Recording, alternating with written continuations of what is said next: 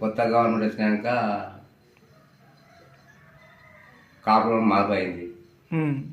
1,95,000 మీద మారిపోయింది. మళ్ళీ రిటర్న్ గురించి టైం పెట్టారు బ్యాంక్ వాళ్ళు. కానీ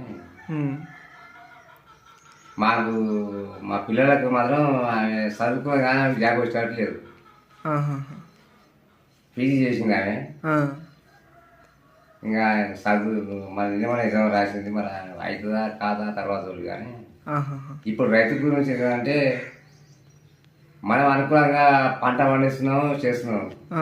దానికి ధాన్యానికి క్రిస్మస్ ఉందా లేదా, అది పోతుందా వస్తుందా తర్వాత తెలియదు. ఈ మనకు కావాల్సింది ఏంటంటే రైతు బాగుపడాలంటే రైతుకు సాయం చేయాలండి. సాయం చేస్తే రైతు బాగుపడతాడు. ఆ ఇంట్లో వాళ్ళకి కూడా బియ్యం పోస్తాం, వాళ్ళు తింటాడు. ఆ బియ్యం మనపాయ